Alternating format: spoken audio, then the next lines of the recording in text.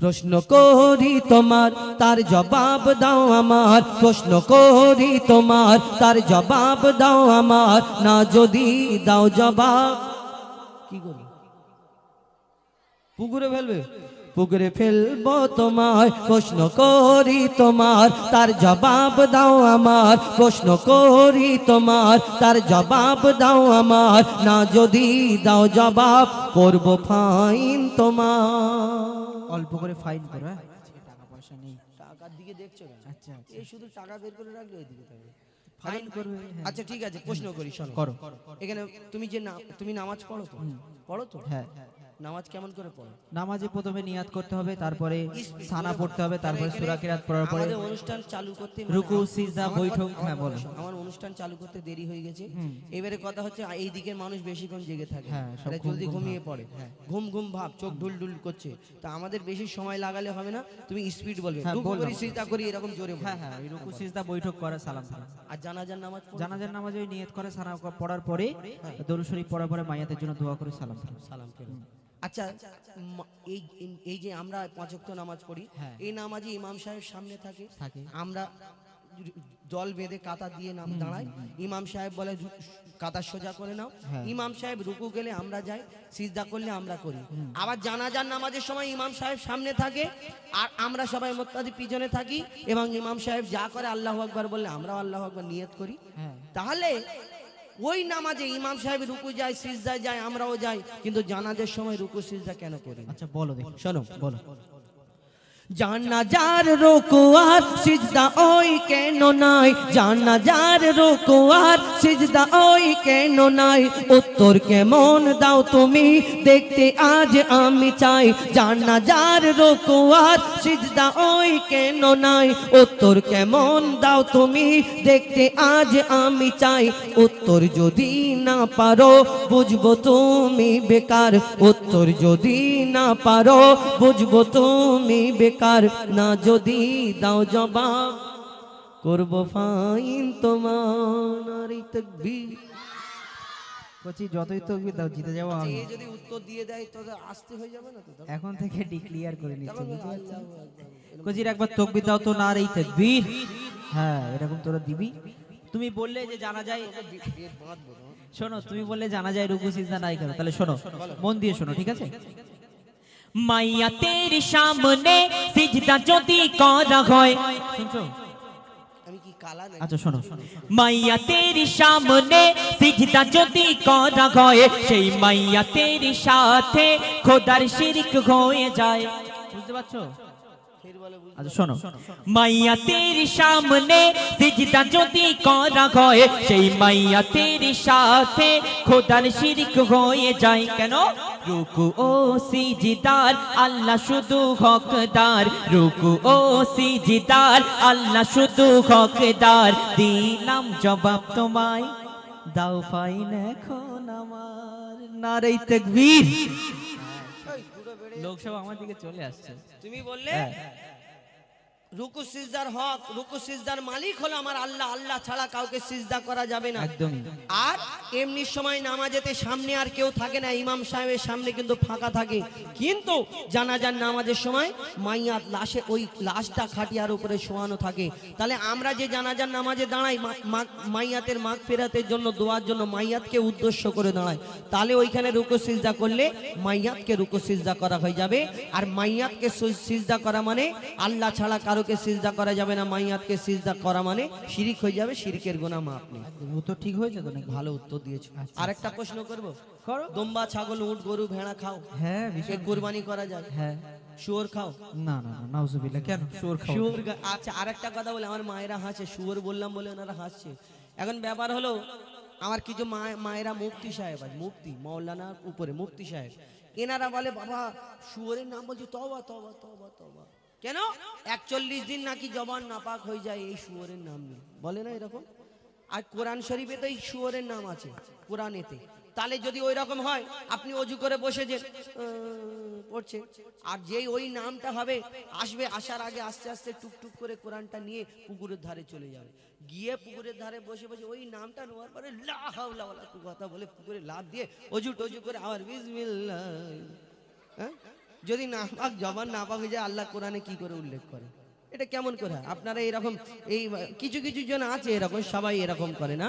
আচ্ছা বলো, দম্বা ছাগল উট গরু ভেড়া এর চারটে পা, দুটো চোখ দুটো কান মুখ জিভ সব একই। শুয়োরও চারটে পা দুটো কান দুটো চোখ মুখ জিভ, এর আবার 1.5 ইঞ্চি মোটা চর্বি বসে। তাহলে এইগুলো যদি হালাল হয়, এটা কেন হারাম হবে? শোনো, বলো। দুম্বা ছাগল উট গরু ধর্মে হালাল জানি, দুম্বা ছাগল উট গরু ধর্মে হালাল জানি, শুকর কেন হয় হারাম তার জবাব দাও তুমি। দুম্বা ছাগল উট গরু ধর্মে হালাল জানি, শুকর কেন হয় হারাম তার জবাব দাও তুমি। সময় দিলাম 2 মিনিট, তার বেশি আর তো নয়। সময় দিলাম 2 মিনিট, তার বেশি আর তো নয়। না যদি দাও জবাব, করবো ডবল ফাইন তোমার। 3 মিনিট হবে না? জলদি বলো। 2 মিনিট? এত টাফ প্রশ্ন করে আর 2 মিনিট? যাই হোক, উত্তর দেবো ইনশাআল্লাহ। একটা জিতে তো আছে, তুমি ডবল ফাইন কচি তকবীর দাও, নারাই তাকবীর। হ্যাঁ, গলার ভোল্টেজ খুব ভালো। যাই হোক, তুমি বললে দুম্বা ছাগল উট গরু ভেড়া ইসলামে জায়েজ, শুনছো? আর শুকর, আমি শুধু দেখছি কে কে তো শুকর হারাম কেন? তাহলে শোনো, মন দিয়ে শোনো। শুকর হলো প্রাণঘাতী সব রোগের ভান্ডার। শুনছো? মা হাতে আচ্ছা শোনো। শুকর হলো প্রাণঘাতী সব রোগের ভান্ডার, শুকরের গোশতে তৈরি হয় ক্যান্সার। রাসূল পাক সাল্লাল্লাহু আলাইহি সাল্লাম বললেন, যেটা খেলে উম্মতি মুহাম্মাদির ক্ষতি হবে সেটা হারাম। শোনো, শুকর হলো প্রাণঘাতী সব রোগের ভান্ডার, শুকরের গোশতে তৈরি হয় ক্যান্সার। চরিত্রহীন এই পশু এর জোড়া নাই গো আর, চরিত্রহীন এই পশু এর জোড়া নাই গো আর। দিলাম জবাব তোমায়, দাও ডবল ফাইন আমার। নারাই তাকবীর। মাশাআল্লাহ। তুমি বললে হ্যাঁ, শুকর আমার দয়ার নবী বলেছেন যে এই জিনিসটা উম্মতের জন্য ক্ষতিকর। এই শুয়োরের গোশেতে 100% ক্যান্সারের সম্ভাবনা আছে, তাই শুয়োর হারাম। যেমন মদ আগে হারাম ছিল না, কিন্তু আমার নবীজি বলেছেন আমরা নবীকে যারা ভালোবাসি আমার নবীর কথা মেনে চলি। আমরা তো মদ মানে মুসলমানরা খাই না, কেন হারাম করে দিয়েছে? কেন? আমার নবীজি বলেছে হারাম, তাই আমরা বলি হারাম। কেন? নবীকে ভালোবাসি, এটা মহব্বতের পেহচান। আমার নবী বলেছেন শুয়োরেতে 100%। একজনা দেখলাম এই গজলে একজনা বললো তাহলে আদিবাসীরা মরে না, আদিবাসীরা খাচ্ছে ক্যান্সার হয় না। তোমার যদি খাওয়ার ইচ্ছে হয় তুমি খাও না, কেন হুজায় পার কথা শুনবে? শুয়োর তোমার যদি ভালো লাগে, শুয়োর ভালো করে চচ্চড়ি করে ভাজি করে যা পারো করে খাও, যা পারো করে খাও না, আমার দেখার দরকার নেই। অনেকজনা মুক্তি মৌলানা যায় বাজে। এখন ব্যাপার হলো তুমি উত্তর দিয়েছো ভালো, দুটো উত্তর। আর কিছু আছে? আর কিছু আছে বলতে আমি এবার তোমাকে দুটো একটা প্রশ্ন করবো। জলদি করো। রেডি? হ্যাঁ, প্রশ্ন কি ভূমিকাতে করবো না সুরে করবো? আমি তোমাকে কি শিখব? আচ্ছা শোনো, বলো। মরা মাছ ইসলামে খাওয়া যে নয় হারাম। কি মরা মাছ ইসলামে খাওয়া হারাম? এই জন্য বারবার বলি, শুনছো, শুনতে হবে ভালো ভালো করে। আমি বললাম মরা মাছ ইসলামে খাওয়া নয় হারাম। নয় হারাম, তাই তো আমি চিন্তা করলাম হারাম কি করে হয়? মাছ মরে পচে শুকিয়ে কাঠ শুকো মাছ দিয়ে রান্না করে বেগুন দিয়ে খেয়ে নিচ্ছে, তাতে মাছ কি করে হারাম? বলো। শোনো, মরা মাছ ইসলামে খাওয়া যে নয় হারাম, কিন্তু মরা মুরগি ওই খাওয়া কেন হারাম? মরা মুরগি কেন হারাম? হ্যাঁ শোনো, মরা মাছ ইসলামে খাওয়া যে নয় হারাম, কিন্তু মরা মুরগি ওই খাওয়া কেন হারাম? আশা রাখি এর জবাব দেবে সঠিক আমার, আশা রাখি এর জবাব দেবে সঠিক আমার। না যদি দাও জবাব, করবো ফাইন তোমার। মরা মাছ? হ্যাঁ, ডেঞ্জার প্রশ্ন করেছি। আরে মরা মাছ হালাল যদি হয়, মরা মুরগি কেন হারাম? ডেঞ্জার প্রশ্ন করেছে। উত্তর দেবো? পারবো? পারবো তো? একবার জোরে তাকবীর দাও দেখি। নারে তাকবীর। তার মানে তোমাদের ভরসা আছে আমার প্রতি। তুমি বললে মরা মুরগি, দেখবে আমরা হোটেলে যখন যাই টুপি মাথায় দিও, দাড়িওয়ালা লোক দেখলে কোনো চিকেন আইটেম যদি দেয়, আমাদের এসে বলবে যে হুজুর হালাল করে, না হলেও এরম করে দেখাবে হালাল করে। জানে এরা মাল মটকানো খায় না, কেন? জবাই না করলে আমরা খাই না। কিন্তু কেন খাই না? মরা মুরগি আমাদের জন্য হারাম, কিন্তু কেন? শুনে রাখুন, লিখছে দেখুন। বলো। শোনো ভাই মুরগি ওই যখনই মারা যায়, শোনো ভাই মুরগি ওই যখনই মারা যায়, ওর যত রক্ত সব গোস্ত ওই শুষে নেয়। তবে ভালো করে শুনবে, ফের পরে বলবে না যে আমি বুঝতে পারিনি। ঠিক আছে, একদম ক্লিয়ার বলছি, শোনো। শোনো ভাই মুরগি ওই যখনই মারা যায়, ওর যত রক্ত সব গোস্ত ওই শুষে নেয়। রক্তে থাকে জীবাণু, গোস্ত দূষিত হয়, যদি জবাই করা হয় রক্ত সব বেরিয়ে যায়। রক্ত পান হয় হারাম, রক্ত পান হয় হারাম, এই যে হুকুম খোদার। রক্ত পান হয় হারাম, এই যে হুকুম খোদার। দিলাম জবাব তোমায়, কি করবে বলো এখন আমায়। নারী তাকবীর।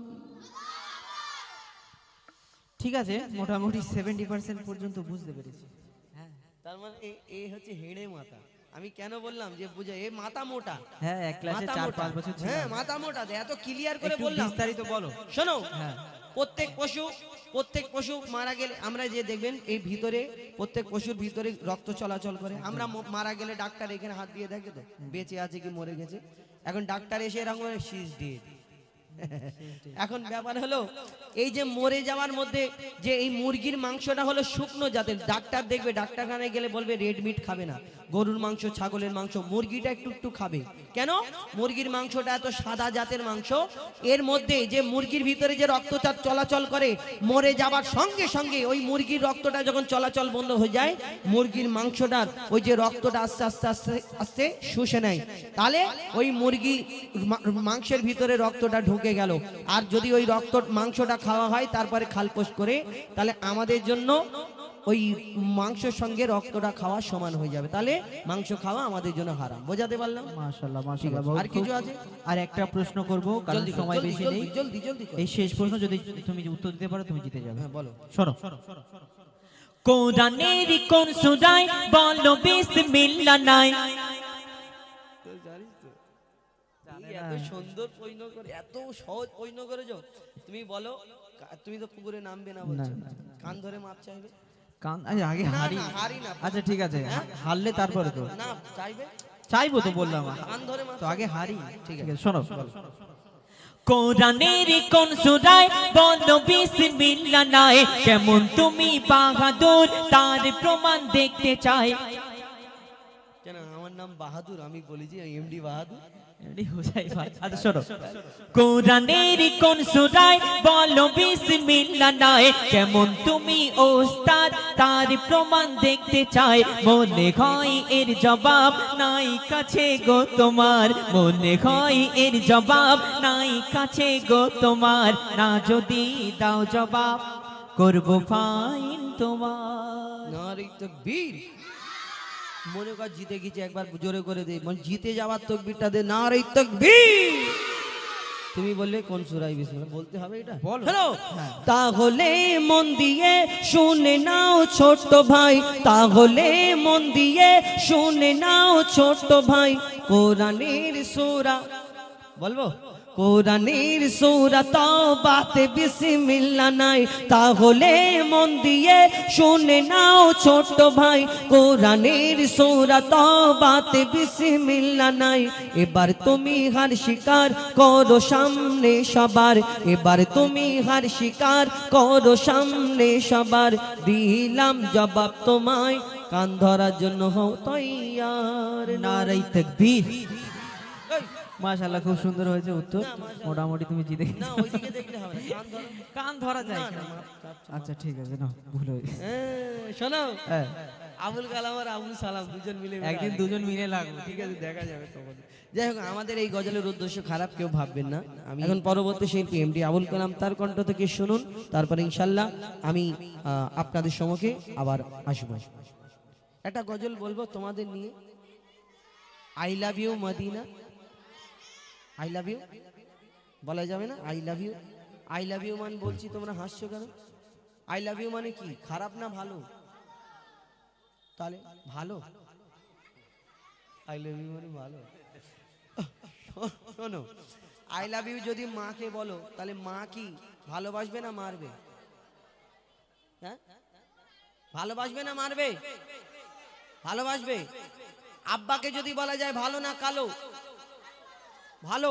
আল্লাহকে যদি বলা যায় ভালো না কালো, নবীকে যদি বলা যায় ভালো না কালো, আমার নবী যেখানে শুয়ে আছে সেখানে যদি বলা যায় ভালো না কালো, আর যদি অন্য জায়গায় বলা যায় শুধু কালো না, দুটো চোখ কালো, চোখ এরকম বলে না, ওই চোখ হলুদ হয়ে যাবে, চোখ নীল হয়ে যাবে, তোমাদের অন্য জায়গায় বলা যাবে না।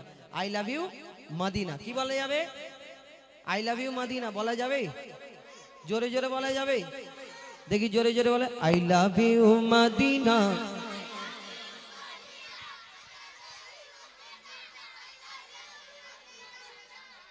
তুই এখানে আয়, তুই এদিকে আয়, তুই এখানে বস। আয় আয় আয় আয় আয় আয় আয় না, আয়, যুদ্ধ রাখতে না। তুই শুধু বসে বসে আই লাভ ইউ আয় তুই আয়, একে দেখাবে একটু এইখানটা। আয়, তুই এই মাইকটা এমনি ধরে বস। দেখে তো লুঙ্গিটা তো হেভি রে। বস বস বস, হ্যাঁ এরকম করে বস, হ্যাঁ, বস, ঠিক আছে বলবি, ঠিক আই লাভ ইউ মদিনা বলা যাবে তো? জোরে জোরে দেখিস বলবি। ভুল করে মর্জিনা বলিস নি। আর যে জোরে বলবে এ তো গিফটে দেবে না, আমি আমার তরফ থেকে দেবো, ঠিক আছে? চলো, কি বলবে? আই লাভ ইউ হ্যাঁ মদিনা, এইটাই বলবে, এইটাই, ঠিক আছে? হ্যাঁ চলো। দিল্লি মুম্বাই কলকাতা চেন্নাই কিছুই ভালো লাগে না। নবীকে যারা ভালোবাসে নবীর আশিক কি বলে? দিল্লি মুম্বাই কলকাতা চেন্নাই কিছুই ভালো লাগে না। দিল্লি মুম্বাই কলকাতা চেন্নাই কিছুই ভালো লাগে না। দিল্লি মুম্বাই কলকাতা চেন্নাই কিছুই ভালো লাগে না। বড় বক্সিরাটি, তাই তো? বড় বক্সিরাটি, বড় বক্সিরাটি হতে যাব ছোটে, বড় বক্সিরাটি হতে যাব ছোটে, আমরা সোনার মদিনা। I love you Medina, I love you Medina, I love you Medina. বলছে কোথায় বলছিস তুই? ফাঁকা মাঠে? ওরম বললে হবে না, জোরে জোরে বলতে হবে, আরো আওয়াজ জোরে চাই। I love you Medina, I love you.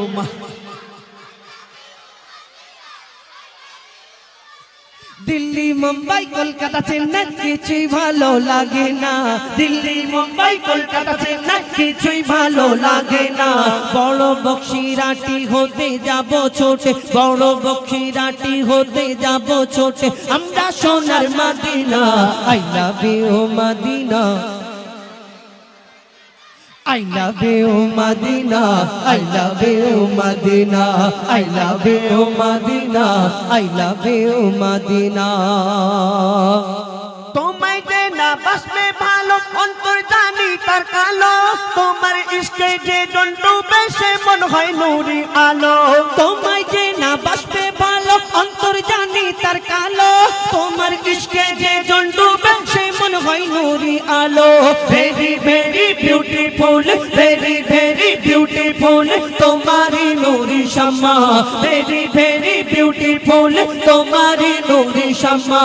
চাহত আমার পূরণ করো একটি বার দিতে চুম্মা। I love you Medina, I love you Medina. জোরে জোরে বলো না, I love you Medina, I love you Medina, I love you Medina, I love you Medina, I love you Medina. Delhi Mumbai Kolkata Chennai কিছুই ভালো লাগে না। দিল্লি মুম্বাই কলকাতা চেন্নাই কিছুই ভালো লাগে না। বড় বক্সিরাটি হতে যাব ছোটে, বড় বক্সিরাটি হতে যাব ছোটে, আমরা সোনার মদিনা।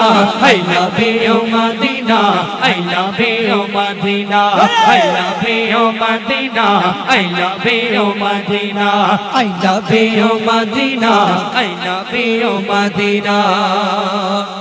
দুনিয়ার ভালোবাসা, ওই চুপ কর। দুনিয়ার ভালোবাসা আল্লাহ আল্লাহ রাসূলকে ভালোবাসা, দুটোর মধ্যে তফাৎ। তফাৎ কি বলুন তো? দেখুন বুড়ো বয়সে ওই বুড়ো ঠক ঠক ঠক ঠক করে কাঁপতে কাঁপতে পৌষ মাসে মাঘ মাসে শীতেতে ওই ইমাম সাহেব আর মুয়াজ্জিনের পিছনে ঠিক দিয়ে ওই শালটা গায়ে দিয়ে এটা হলো মহব্বত, ভালোবাসা। না আল্লাহ আল্লাহ রাসূলকে যদি না ভালোবাসে তাহলে আল্লাহর ঘরে কি করে ওই যে ঠক ঠক করে জওয়ান যুবক ছেলেরা যাদের গরম খুন তারা দুটো করে লেপ মুড়ি দিয়ে ঘুমায়, কিন্তু ওই বুড়ো বয়সে ঠক ঠক করে কাঁপতে কাঁপতে হলেও সেখানে গিয়ে মহব্বতের সঙ্গে দাঁড়িয়ে থাকে। কেন? এটা হলো মহব্বত, ভালোবাসা। আর এই দুনিয়ার তাকে যদি বলো, ওই বুড়োকে বলো যে বাবাজি তোমাকে একটা সুযোগ দেওয়া হবে, তুমি কোথায় যেতে চাও, কোন জায়গায় যেতে পারলে, ও বলবে আমি কাবা শরীফ যাব, মদিনা শরীফ যাব, আমার নবীর রওজা জিয়ারত করব, চোখ থেকে পানি এসে যাবে। আর আমার জন যুবক ভাইদের যদি বলে বাবা তোদের জন্য একটা খুশির খবর আছে, কোন জায়গায় ফ্রি অফার দেওয়া হলে তোরা কোথায় যাবি, এরা বলবে দীঘায় যাব, গোয়া যাব, Victoria, science city, Nicco Park, shopping mall, cinema hall. আবার ওই 25শে ডিসেম্বর, 31st নাইট, 1 জানুয়ারি, 26শে জানুয়ারি এরা শুধু মাটি কাঁপায়, ডিগ ডিগ ডিগ ডিগ করে, শুধু মাটিতে গিপ গিপ করে আওয়াজ হয়। বক্স এত বাঁধে পিছনে, গাড়ির পিছনে, ছোট হাতির পিছনে 20টা 25টাই স্পিকার লাগায়। ওই স্পিকারের যা আওয়াজ হয়, যদি কোনো একটা বুড়োকে হাত ধরে টেনে দাঁড় করিয়ে 2 মিনিট রাখো, বুড়ো 2 মিনিট পরে কাট হয়ে যাবে, আর নড়বে না। কেন? এত আওয়াজ বের করে, মনে করে বিশাল কিছু হচ্ছে। এই আর এদের যদি বলে কোথায় যাওয়ার ইচ্ছে করবে, ওরা বলবে Digha, Goa, Victoria, science city, Nicco Park, আবার শপিং মল, সিনেমা হল। আবার শপিং সিনেমা হলে গিয়ে বলে 50 টাকা বেশি দিচ্ছি টিকিট কাউন্টারে, আমাদের সিটটা একটু কোণের দিকে করে। অন্য ব্যাপার, এ মারে পাতি ব্যাপার বলা যাবে না। তাহলে এদের চিন্তা ভাবনা কি আর ওদের চিন্তা ভাবনা কি, কবি ছন্দের মাধ্যমে লিখছে দেখো। ভালোবাসার মেলা দেখি শপিং মল ও পার্কেতে, কেউ ছুটে যায় দীঘা, গোয়া, ভিক্টোরিয়া, নিকোতে। ভালোবাসার মেলা দেখি শপিং মল ও পার্কেতে, কেউ ছুটে যায় দীঘা, গোয়া, ভিক্টোরিয়া, নিকোতে। আমি বোকা ঈমান পাকা, আমি বোকা ঈমান পাকা, মুস্তাফার ওই দিবানা। আমি বোকা ঈমান পাকা, মুস্তাফার ওই দিবানা। নূরে নবী দিলে ছবি, নূরে নবী দিলে ছবি, আকি শুধু মদিনা।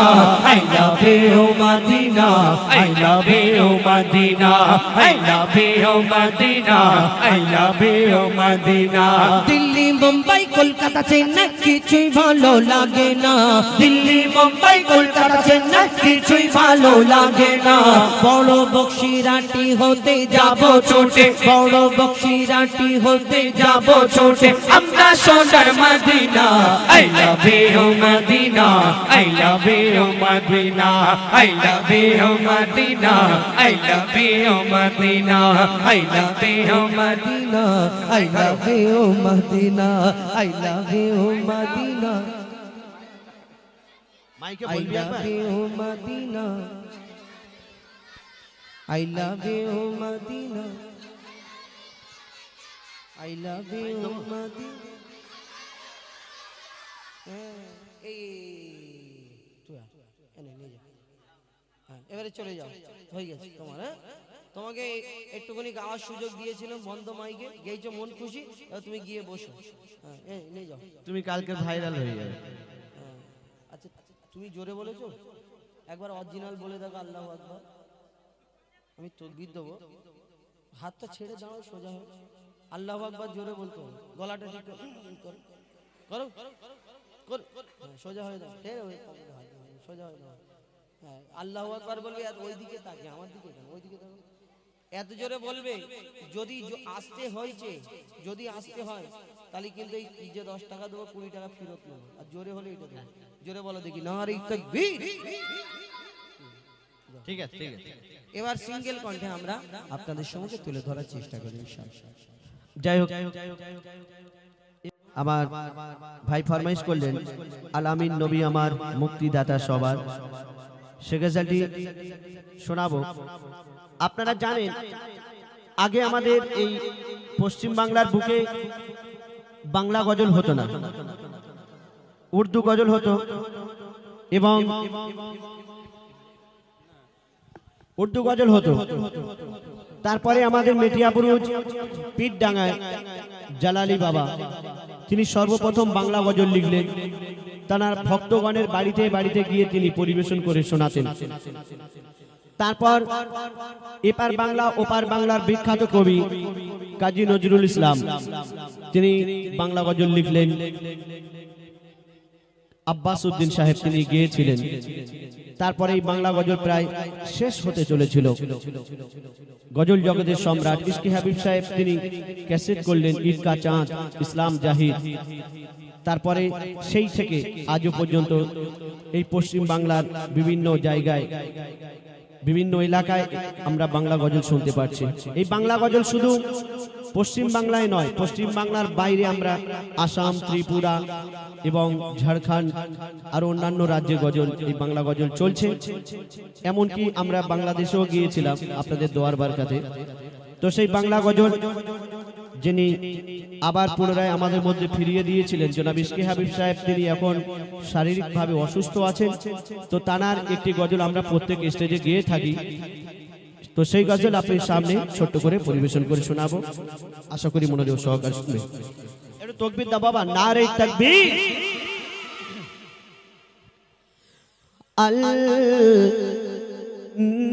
নবী আমার মুক্তি দাতা সবার, খোদা যারে বন্ধু করে দিল যে উপহার, আল আমিন নবী আমার মুক্তি দাতা সবার, খোদা যারে বন্ধু করে দিল যে উপহার, আল আমিন নবী আমার মুক্তি দাতা সবার। দেখো যে জগৎবাসী, দেখো দেখো রবি শশী, দয়া মায়ার সাগর এলো, সবার মুখে ফোটায় হাসি। দেখো যে জগৎবাসী, দেখো দেখো রবি শশী, দয়া মায়ার সাগর এলো, সবার মুখে ফোটায় হাসে। এসো নেমে ফারিস্তারা, দেখে হবে আত্মহারা, হয়নি এমন হবে না আর মোহাম্মদ নাম জাহার, আল আমিন নবী আমার মুক্তি দাতা সবার। একদিন আমার দয়ার নবী মায়ের নবী একটা পথের ধার দিয়ে জঙ্গলের রাস্তা দিয়ে হেঁটে হেঁটে যায়। যেতে যেতে দেখে দয়ার নবী মায়ের নবী যে দেখছেন সেই পথের ধারেতে একটা হরিণীকে বন্দি করে এক শিকারী জঙ্গল থেকে ওই শিকার করে এনে বন্দি করে রেখেছে। হরিণী আমার দয়ার নবীকে দেখে আমার নবীকে বলছে, ইয়া রাসূলুল্লাহ, ইয়া হাবিবাল্লাহ, আপনি শুনেছি নাকি দয়ার নবী মায়ের নবী আমার বাচ্চাগুলো এই সময় দুধ পান করে, রাসূলুল্লাহ আমাকে একটু যদি ছেড়ে দেন তাহলে আমি এই সময় আমাকে একটু ছেড়ে দেন, আমি ওই বাচ্চাগুলোকে দুধ পান করি আবার ফিরে আসবো ইয়া রাসূলুল্লাহ, আপনাকে আমি কথা দিচ্ছি। যখন এই কথা বলে দয়ার নবী মায়ের নবী এই কথা শোনার পরে সেই বন্দি হরিণীকে খুলে দেয়। ওই হরিণী ছুট মারে জঙ্গলের দিকে, আর সঙ্গে সঙ্গে সেইখানে কি ঘটনা শুরু হয় দেখছে দেখুন।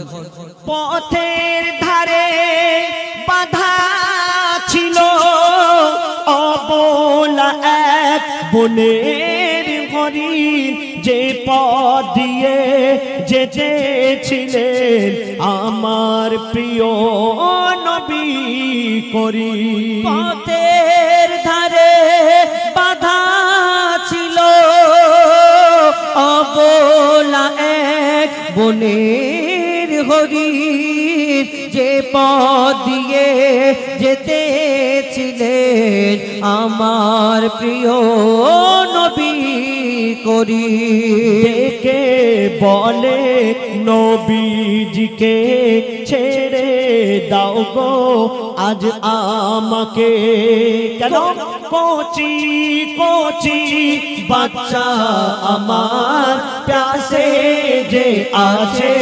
বেকারার, আল আমিন নবী আমার মুক্তি দাতা সবার। নবীজি সেই বন্দি হরিণীকে যখন ছেড়ে দিল, সেই শিকারী দূর থেকে দেখা পেয়ে ছুট মেরে এসে আমার নবীর সামনে দাঁড়ালো, হাজির হলো। কে তুমি? বিনা হুকুমে বিনা পারমিশনে আমার বন্দি করা হরিণ কেন ছেড়ে দিয়েছো? কেন ছেড়ে দিলে? আমার দর নবী মায়ের নবী বলছে, শোনো হে শিকারী, ওর বাচ্চা দুটো দুধ পান করবে, ছটফট করছে খিদাতে, ও গিয়েছে আবার ফিরে আসবে। তখন সেই শিকারী বলে, তুমি কে? তুমি কে? মানুষ তুমি কেমন যে একটা অবলা জন্তু সে চলে গেল বলছে আবার ফিরে আসবে? আমার দর নবী মায়ের নবী বলছে, শোনো সেই শিকারী, আমি যতক্ষণ নয় ফিরে আসে তোমার হরিণ, আমি তোমার কাছে জামিন থাকবো। কেমন নবী ছিলেন, তারপর কি ঘটনা হয় লিখছে দেখুন। হরিণ যখন ছেড়ে দিল শিকারি এক কখন এলো, বলে বিনা হুকুম আমার হরিণ কেন ছাড়া পেল। হরিণ যখন ছেড়ে দিল শিকারী এক তখন এলো, বলে বিনা হুকুম আমার হরিণ কেন